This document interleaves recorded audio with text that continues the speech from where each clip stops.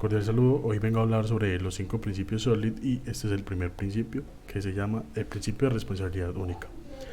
Este principio establece que una clase, un componente o un microservicio debe ser responsable de una sola cosa.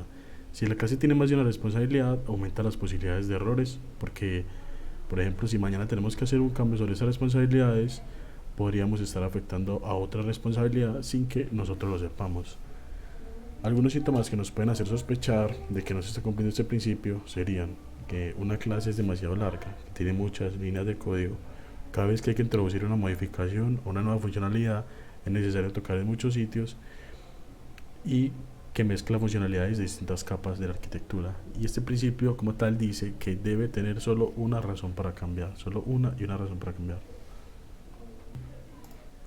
Okay, a continuación vamos a mostrar un ejemplo sobre esta clase de vehículo y estamos definiendo dos variables que son la cantidad de llantas y la velocidad máxima, y en la parte de abajo básicamente estamos imprimiendo el mensaje. Bueno, a simple vista se podría ver que estaría bien estructurado, pero aquí ya estamos violando el principio, y es que en la parte de arriba, en esta parte de la clase, estamos creando la estructura y en la parte de abajo estamos haciendo otra función que sería imprimir. Entonces ahí se estuviera ya violando este principio. Imaginemos que, no sé, en esta función de imprimir quisiéramos, como en este caso, hacer una función HTML. Esto no se podría hacer básicamente porque la lógica de este de arriba no sería HTML, entonces tocaría crear funciones para cada impresión. También esto tendría otra consecuencia, que si por ejemplo queremos mostrar el mismo dato de dos formas distintas, no tenemos la opción si solo tenemos un método print. Y por otro lado, para testar esta clase, digamos que no podemos hacerlo sin los efectos de lado que suponen imprimir por consola. Hay casos como este es muy claros, pero pues muchas veces los detalles son más sutiles y probablemente no se notan a la primera. Una solución muy simple para esto sería crear una clase que se encargue de imprimir, como aquí abajo, clase vehículo imprimir, que ponemos función imprimir el vehículo de la clase vehículo, y básicamente aquí abajo los invocamos, el imprimir el número de llantas y la velocidad máxima, y eso sería todo. Bueno, ahora continuamos con el principio Open Close. El principio Open Close nos dice que es una entidad que debería estar abierta a extensión pero cerrada a modificación. Es decir, que tenemos que ser capaces de extender el comportamiento de nuestras clases sin necesidad de modificar su código. Esto nos ayuda a seguir añadiendo funcionalidad con la seguridad de que no afectará al código existente. Esto también implica nuevas funcionalidades que implicarían añadir nuevas clases y métodos, pero en general no debería suponer modificar lo que ya ha sido escrito. El principio Open Close se suele resolver utilizando polimorfismo, que en vez de obligar a una clase principal como realizar una operación, esta lo va a delegar en los objetos que utiliza, de tal forma que se libera de esa responsabilidad. Estos objetos tendrán una interfaz común que se implementará de forma específica en función de la necesidad. Bueno, vamos a ver esto con un ejemplo. Bueno, imaginemos que tenemos una clase llamada vehículo con una función tipo de vehículo, que básicamente es una clase que especifica su tipo mediante un enumerado. Podemos tener, por ejemplo, un enum con un par de tipos, que sería en este caso coche y moto. Y este es el método de la clase que se encargará de pintarlos, que sería el funDrive con el when para cada uno, con tipo de carro y tipo de moto. Mientras no necesitamos dibujar más tipos de vehículos ni veamos que este when se repite en varias partes de nuestro código, en mi opinión, no debería sentir la necesidad de modificarlo. Incluso el hecho de que cambie la forma de dibujar un coche o una moto estaría encapsulado en sus propios métodos y no afectaría al resto del código. Pero puede llegar un punto en el que necesitemos dibujar un nuevo tipo de vehículo y luego otro. Esto implica crear un nuevo enumerado, una nueva clase y un nuevo método para implementar el dibujado. En este caso, sería una buena idea aplicar el principio Open Close, que lo solucionaremos mediante la herencia o polimorfismo. El paso evidente es sustituir ese numerado por clases reales y que cada clase sepa cómo portarse, que quedaría de la siguiente manera.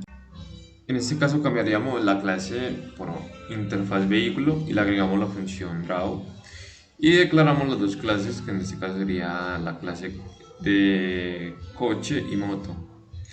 También le agregamos el override con la función que sería draw. Y por último, solo queda la función draw, que sería sencilla. Teniendo un vehículo, llamaríamos vehículo.draw y todo lo demás nos lo ahorramos. Da igual el número de su clase que creemos, que mientras aquí nos llegue un vehículo sabremos cómo pintarlo sin la necesidad de modificar este código. Y bueno, eso sería todo. Principio de sustitución de Liskov. Dice que cada clase que hereda de otra puede usarse como su padre sin necesidad de conocer las diferencias entre ellas. El principio de sustitución de Liskov es uno de los más complejos de entender por su ambigüedad. La primera en hablar sobre este principio fue Barbara Liskov, una reconocida ingeniera de software americana, y de ahí el nombre del principio. El principio de Liskov dice que si en alguna parte de nuestro código estamos usando una clase y creamos una clase hija, esa clase hija tiene que poder sustituir la clase padre y que el código seguirá funcionando normalmente. Esto nos asegura que cuando extendemos una clase no vamos a modificar el comportamiento de la clase padre. Ejemplo, tenemos clase animal en la cual se implementa que se puede correr, caminar y cazar. Y tenemos las clases hijas que son tigre y tortuga. La clase tigre puede hacer todo lo que hay en la clase, puede correr, caminar y cazar. Mientras que la clase tortuga no puede correr y tampoco cazar. Como tengo dos métodos que no puedo utilizar, lo común sería dejarlos vacíos o arrojar un error. Pero el problema es que no hay un buen diseño, porque la persona que use la clase tortuga no va a revisar qué hay detrás del código, simplemente va a usar los métodos y eso va a alterar el comportamiento de nuestro sistema. ¿Cuál es la solución? La solución sería definir interfaces independientes para cada comportamiento del animal, una para cazar, una para correr y otra para caminar. Y a cada animal le implemento las interfaces que necesite. Por ejemplo, el tigre, como que usa las tres, le implemento las tres. Y la tortuga solo puede caminar. Entonces, de esta manera estamos definiendo mejor lo que hace cada animal y se hará más fácil el trabajo. En conclusión, así funciona el principio de sustitución del ISCO. El principio de segregación de interfaz. El concepto de ISP en inglés, que sería Interface Segregation Principle, no obliga a implementar métodos que no necesitan en las clases que implementan una determinada interfaz.